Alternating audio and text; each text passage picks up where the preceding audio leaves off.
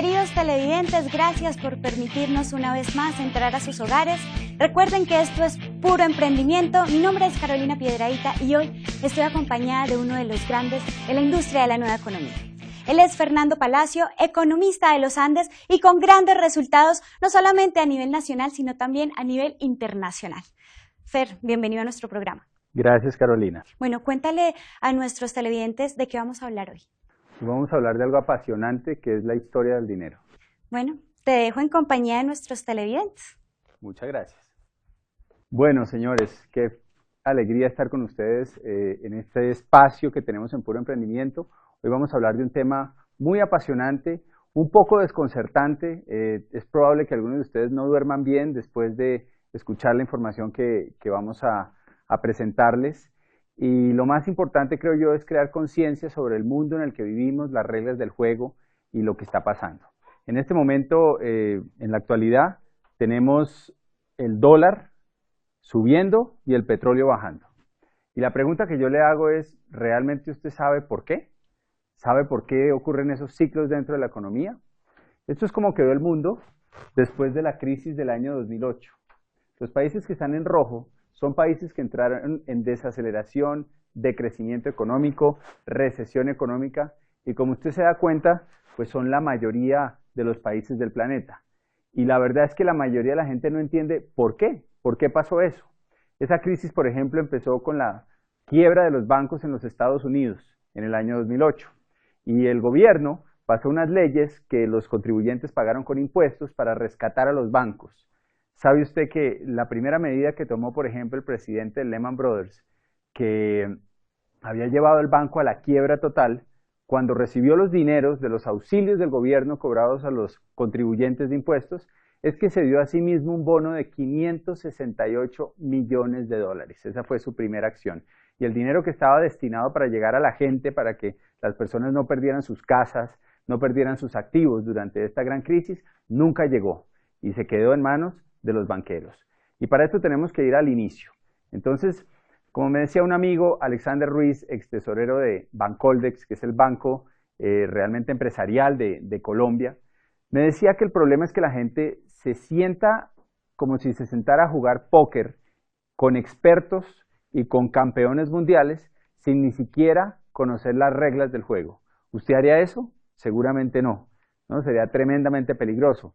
Pero, como me decía él, eso es exactamente lo que hacemos todos los días cuando salimos a trabajar y cuando, ¿no?, depositamos nuestro esfuerzo, generamos ingresos, estamos jugando un juego que es el juego de la economía que ni siquiera entendemos.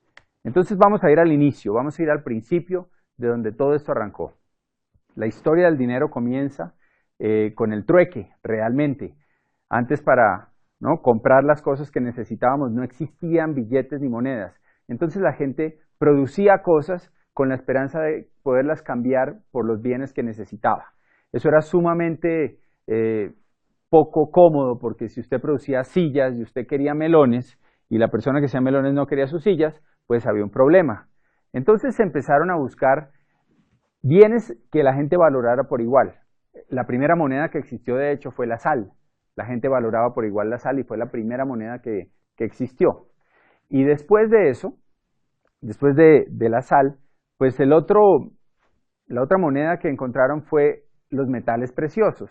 Y empezaron a acuñar monedas de metal para que tuvieran un peso estándar y fueran fáciles de comerciar entre las personas.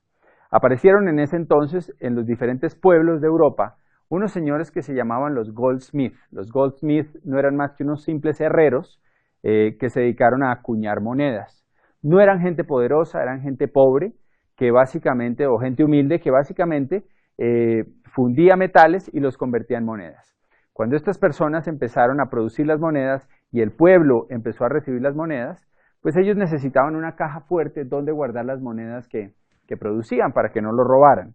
Y lo que pasó es que los otros habitantes del pueblo fueron donde él y le pidieron que les guardara sus monedas en su caja fuerte y que les guardara su oro. Esta persona no tuvo problema con eso y empezó a depositar en su caja fuerte el oro de todo el pueblo. Y lo que hacía es que les daba unos certificados que decían: fulanito de tal me dio 10 monedas o le daba 10 certificados por una moneda y con eso la gente se iba tranquila a sus casas. Pero pasó algo increíble y es que la gente nunca iba a sacar el oro de la caja fuerte. El oro permanecía ahí y lo que las personas empezaron a hacer es a comprar sus cosas con los certificados que le había dado el herrero, el goldsmith.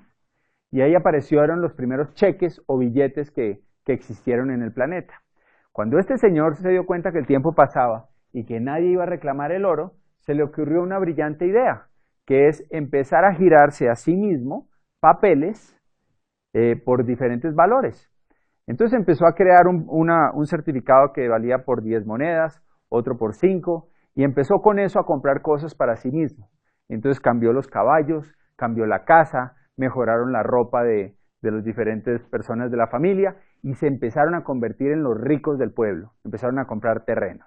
Claro, el pueblo, sabiendo de dónde venían los goldsmiths, ¿no? Y que eran simples herreros, pues lo que hicieron fue que se asustaron y dijeron a qué hora esta persona se ha vuelto semejante millonario.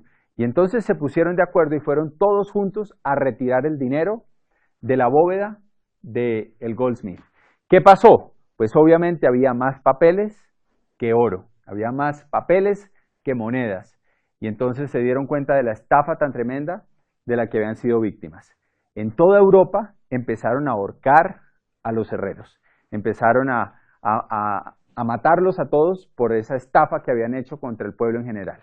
Pero pasó algo interesante, y es que algunas personas ricas, los nobles, algunos gobiernos, se dieron cuenta de lo que estaba pasando, y ¿saben qué dijeron? Dijeron, oiga, pero no es tan mala idea, no es tan mala idea, simplemente necesitamos reglamentar esto. ¿Por qué no cogemos esto que hizo esta gente y lo reglamentamos? Porque ahí hay un potencial de negocios.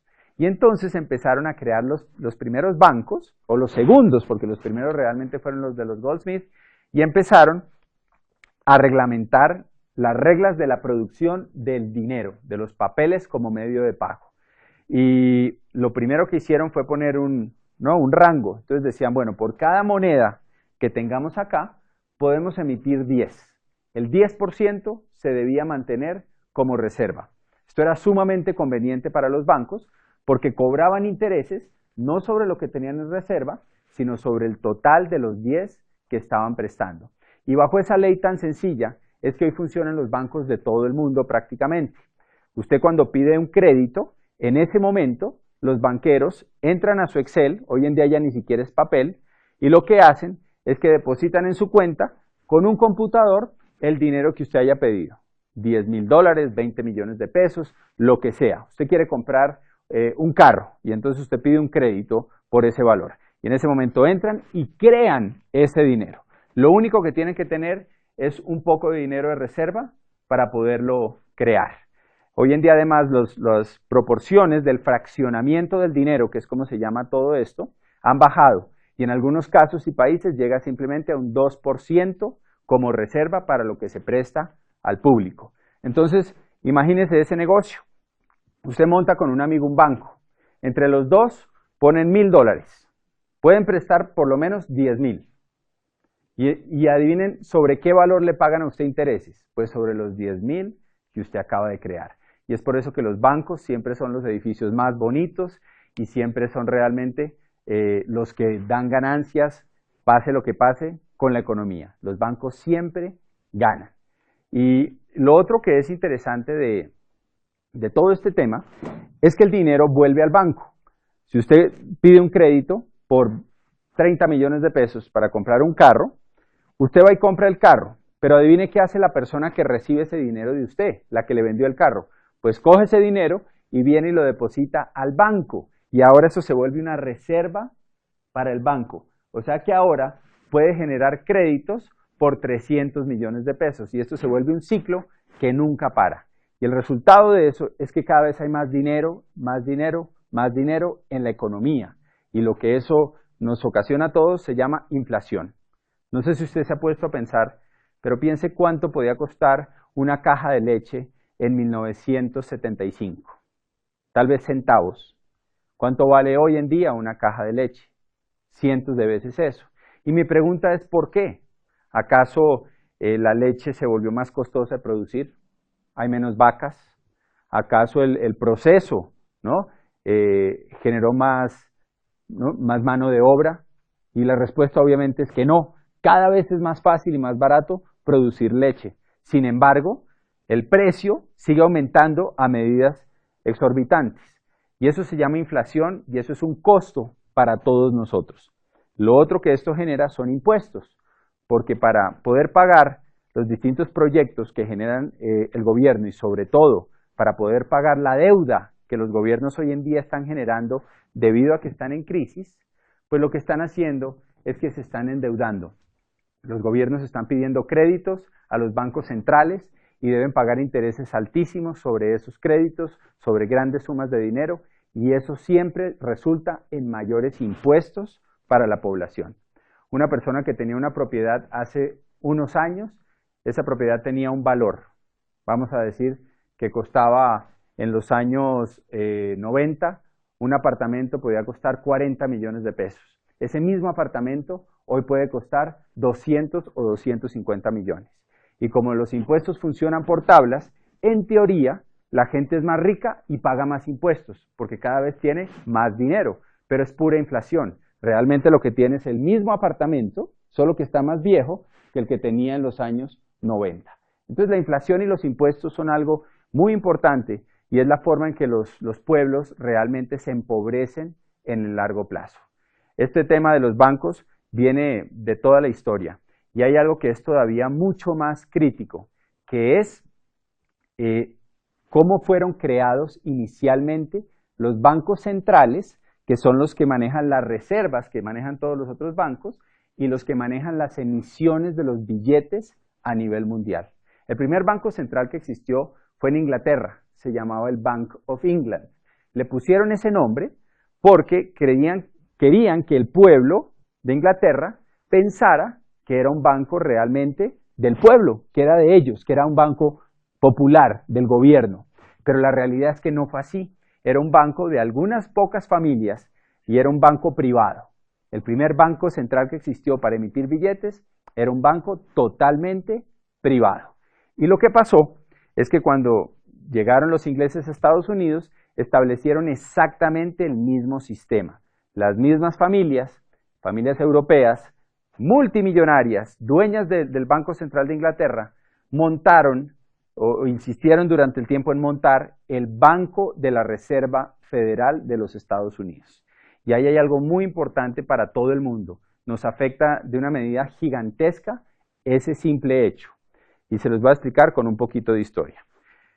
Anteriormente, como les contaba, los bancos tenían una reserva. Eran algo valioso, el oro, la plata. Con el tiempo, eso cambió. Después de la Segunda Guerra Mundial, necesitaban reconstruir Europa y se creó una reunión que se llamaba el Acuerdo de Bretton Woods, y en este acuerdo los países europeos acordaron eliminar el patrón oro, empezar a producir billetes. Y el acuerdo se basaba en que iban a seguir regidos por el dólar americano, el dólar de los Estados Unidos. ¿Por qué? Porque ese dólar todavía mantenía el patrón oro.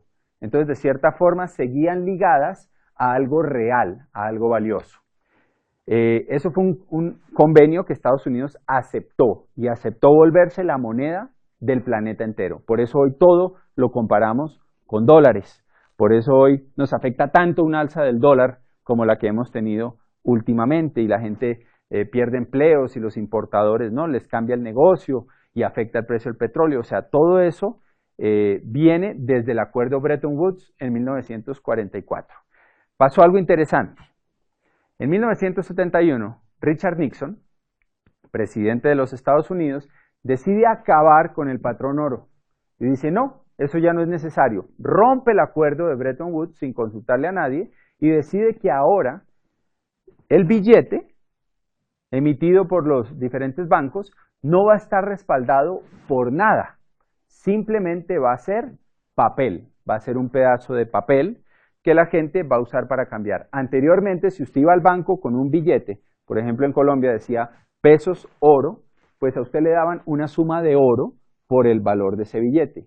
Actualmente, el dinero es deuda, se crea cuando alguien pide una deuda, no tiene ningún respaldo y su único valor es el que le dan los habitantes los ciudadanos de un país basado en el gobierno, en la credibilidad que tiene ese gobierno.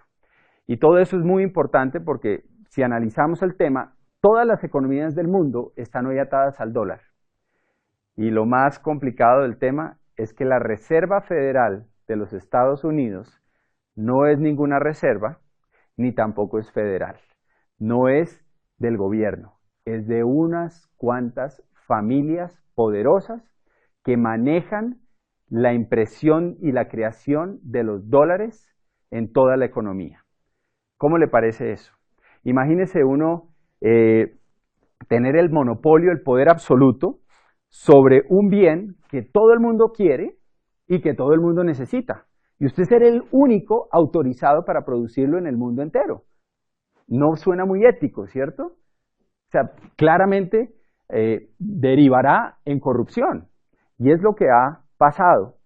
Y al ser ellos los dueños de la moneda, lo que ha pasado a través de la historia es que, bueno, vamos un poquito atrás, desde 1913 se establece la Reserva Federal de los Estados Unidos y desde entonces ellos manejan, imprimen y crean la oferta monetaria. Eso es, cuánto dinero hay en el mercado. Y lo que ha pasado es que las diferentes crisis, como la depresión de 1929, después hubo otra en el 1938, hubo otra en la guerra de Vietnam, hubo otra en la crisis con Irán, hubo otra en los años 90 y la última del 2008, todas se han creado porque la oferta monetaria aumenta, o sea, meten más billetes, bajan la tasa de interés para que todo el mundo pida créditos, aumenta los precios de las propiedades, entonces su apartamento, como usted cree, que ahora vale más porque se valorizó, realmente es inflación, entonces la gente siente que tiene más dinero y pide más créditos. Y bajan la tasa de interés para que se inunde el mercado de dinero. Y lo que pasa es que unos años más tarde recogen esas deudas, dejan de hacer préstamos y suben la tasa de interés. El dato más importante en la economía mes a mes es si la Reserva Federal y quien esté de presidente ahorita anunció que el interés va a subir o va a bajar. Eso es lo que más impacta la economía a nivel global. Un cambio en un punto porcentual de la tasa de interés de la Reserva Federal puede causar que toda la inversión en un país como Colombia se vaya y se vaya a los Estados Unidos porque ahora es más rentable invertir allá. O llegue porque bajó la tasa de interés y ya no es rentable invertir allá y entonces el capital emigra a otros países donde va a rentar más dinero. Entonces, si usted analiza eso y usted se pone a pensar que realmente es una junta directiva de unos pocos los que deciden eso, pues tienen el poder absoluto sobre lo que pasa en la economía. Y las crisis mundiales se han creado porque expanden y recogen la moneda. Entonces, ¿qué sucede? Pues en un momento de expansión, la gente toma créditos, le hace remodelaciones a la casa, compra carros, empieza, ¿no?, a comprar cosas que no necesita, cambia el televisor, cambia electrodomésticos, hace vacaciones, ¿no?, gasta dinero en vacaciones. Y en el momento en que la Fed sube la tasa de interés, recoge dinero, deja de pasar créditos, lo que pasa es que la gente pierde sus casas, entra en unas deudas que no puede pagar, ya no encuentra dinero que le presten y adivine qué pasa con los bancos. Terminan recogiendo por centavos todos esos activos que la gente compró durante el tiempo que tuvieron dinero. Entonces recogen carros, recogen propiedades, la gente, ¿no?, pierde sus casas y unos pocos ricos se hacen más ricos y los pobres se hacen más pobres. Estos son algunos presidentes que a través de la historia entendieron el juego de la Fed y se opusieron a él y tuvieron grandes batallas durante su vida en contra de ellos. El primero fue Andrew Jackson. Andrew Jackson luchó una batalla muy dura contra el poder central y él logró ganar esa batalla y logró que por unos 60 años los Estados Unidos no tuviera un banco central. Cuando le preguntaron en su lecho de muerte cuál había sido su logro más importante en la vida, él dijo: yo maté al banco. Él se enorgullecía profundamente de que le había ganado esa batalla al banco. Tuvo intentos de asesinato, se salvó varias veces de perder la vida y fue alguien pues, que entendió el problema y luchó por él. Y lo paró 60 años, pero esto es un problema recurrente. Y desde que se creó el Bank of England, que aparte piensen algo, ¿no? Bank of England porque querían que pensara el pueblo que era de Inglaterra. Banco de la Reserva Federal porque querían que los americanos pensaran que era federal y que era de los americanos. No sé si le suena a algún banco. ¿Cómo se llama su banco? Donde usted tiene su dinero. ¿Tiene algún nombre así? ¿El banco de algún país? ¿El banco de alguna ciudad? Le aseguro que es privado. Pero crean esa imagen para que tengamos confianza y simplemente les demos nuestro dinero pensando que las reglas que lo rigen son reglas aprobadas por todo. Este es otro presidente que muchos conocen, Abraham Lincoln.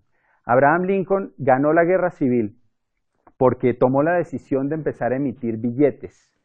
Él, y esos billetes hizo una emisión muy controlada que apenas cubría lo que la gente necesitaba para hacer sus intercambios. No creó ningún negocio, no había intereses altos por crear deuda con esto. Abraham Lincoln fue asesinado. Y su frase más importante en este tema es que le dimos al pueblo de esta república la mayor bendición que han tenido, la posibilidad de imprimir su propio dinero y de pagar sus propias deudas. Lincoln pensaba esto. Este es otro que muchos no han oído, Jefferson. Jefferson tuvo una batalla a muerte contra los bancos centrales y contra esas familias poderosas europeas que dominaban todo. Y vean lo que él decía: creo que las instituciones bancarias son más peligrosas para la libertad que los ejércitos en armas. El poder de emitir dinero debe ser retirado de los bancos y regresado al pueblo a quien pertenece. Thomas Jefferson. Y pues que sí todos lo recordamos, John F. Kennedy.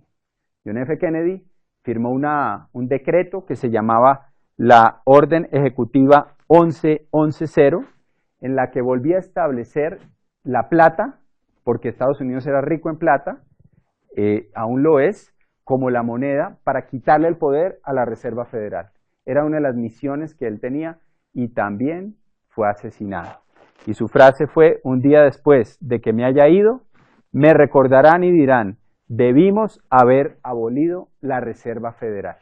Entonces, si se dan cuenta, esto es algo que es recurrente en la historia, que ha pasado una y otra vez. Tan solo unos años después de la muerte de Kennedy, es que Nixon pasa el decreto en que básicamente eliminan el patrón oro.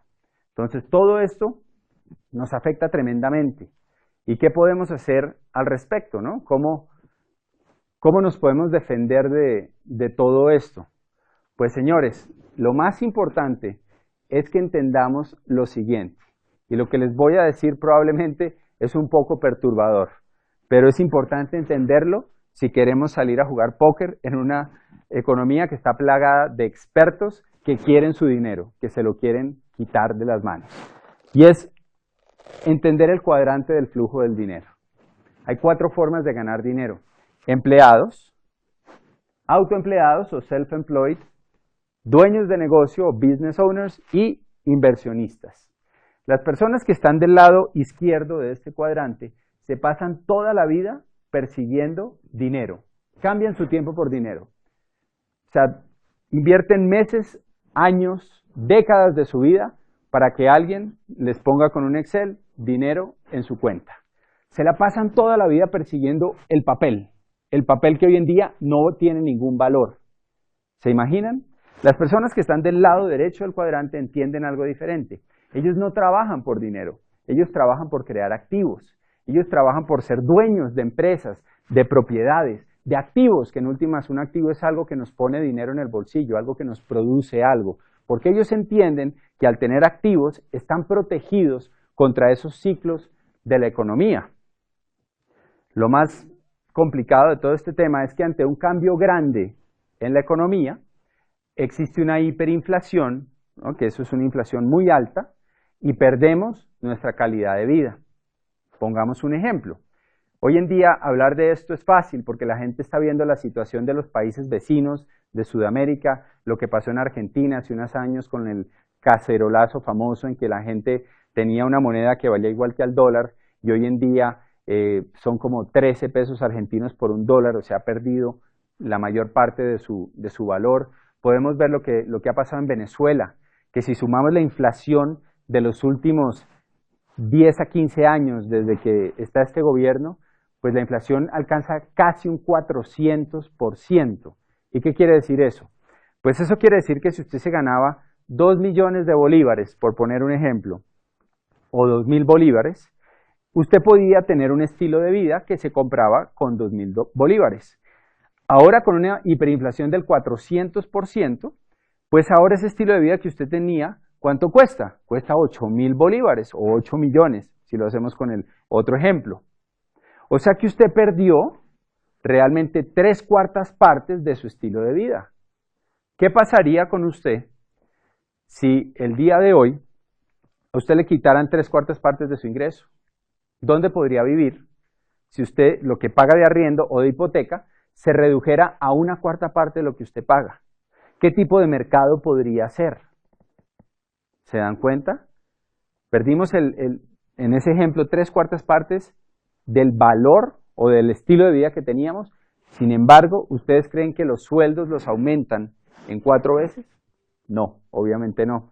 Los sueldos los van aumentando con un porcentaje mínimo mensual, que es prácticamente irrisorio, y esos sueldos nunca dan para volver a comprar ese estilo de vida que teníamos antes. ¿Cómo nos podemos proteger? Teniendo activos, por ejemplo, si usted es dueño de un apartamento y usted arrienda ese apartamento a 2 millones de pesos y hay una hiperinflación, pues ahora usted va a poder arrendar ese apartamento en más, en 8 millones o de pronto en más, que es lo que hemos visto muchas veces, por ejemplo en Venezuela, los arriendos se dispararon. O si usted es dueño de un negocio y ese negocio tiene productos, pues lo que va a pasar es que los productos van a subir sus precios y usted va a sostener su estilo de vida en valor real. ¿Se dan cuenta? Por eso es que vemos aún hoy que en Venezuela nuestro negocio y nuestra compañía siguen calificando personas a niveles altísimos. El mes pasado hubo un nuevo diamante y permanentemente hay crecimiento. Es más, los productos que hay en Venezuela se los llevan rapidísimo porque todo el mundo necesita productos de consumo masivo. Entonces ahí está la lección más importante y realmente de lo que se trata hoy. Porque yo no creo que se trate de, no tenemos ningún poder para ir a derrocar a la Reserva Federal de los Estados Unidos. Ninguna marcha va a lograr eso. Esto es una guerra, tal vez la guerra más antigua de la humanidad, que es quién controla el dinero. No es por ahí. Más bien, eduquemos a la gente para que la gente se proteja. Y en vez de salir a perseguir un papel que en cualquier momento puede no valer nada, enseñemos y eduquemos a la gente a salir a trabajar por crear un activo, porque sean dueños de algo que los proteja ante estas situaciones. Entonces ya para terminar, yo les voy a mostrar algunas imágenes que son impactantes, pero que debemos ver para crear conciencia. Esto se llama la República Weimar. La República Weimar es Alemania después de la Primera Guerra Mundial. Hubo una hiperinflación tan grande que pasaban cosas como estas. Esto es una persona en su casa acumulando la cantidad de billetes que tenía. ¿Era muy rico? No, era pobre. Pero los billetes no valían nada, habían perdido todo su valor por un cambio en la economía, por una crisis. Esto es un señor empapelando la pared de su casa con billetes. ¿Por qué? Porque era más barato empapelar con billetes que salir a comprar papel para empapelar. Estos son niños construyendo castillos en la República Weimar con fajos de billetes. Esto es un señor que iba a hacer mercado. Y estos son billetes de esa era. Y ustedes van a ver ahí un billete de 100 billones de marcos. Y ahí hay otro de 500 millones de marcos. Y eso no alcanzaba para comprar una bolsa de leche. ¿Se dan cuenta lo que estamos diciendo? Y tal vez la más impactante, que es esta. Un señor barriendo billetes en la calle, como si fuera basura. ¿Por qué? Porque se convirtió en basura. Usted se imagina lo triste que es uno trabajar toda su vida persiguiendo un papel, ¿no? Persiguiendo billetes, que es lo que la mayoría de la gente hace. El 96% de la población trabaja por ganar dinero. Y que en un momento dado, todo ese trabajo que usted hizo toda su vida se convierta en basura. Y señores, de eso se trata, de crear conciencia. Estamos viviendo un mundo donde las reglas del dinero son muy complicadas, no son tan difíciles de entender en cuanto a lo que necesitamos para, ¿no?, progresar y para realmente asegurar nuestra economía. Básicamente, usted necesita crear su propio activo. Y no existen muchas opciones allá afuera para hacerlo. Por eso lo están invitando a que construya este negocio. Porque si usted construye este negocio, usted va a ser dueño de algo, de un activo, en el cual además no se puede quebrar por la forma en que funciona este negocio, pero usted puede construir algo que el día de mañana no solo le dé seguridad económica, sino que le dé libertad y prosperidad. Así que los invitamos a ponerle mucha atención a la gente que lo está ayudando. Obviamente el negocio tiene un fondo que tal vez usted con este corto video ha descubierto, pero aquí hay algo que es difícil conseguir allá afuera, que es la seguridad de su familia y la libertad de los que lo rodean. Un placer estar con ustedes y nos vemos en la próxima de Puro Emprendimiento.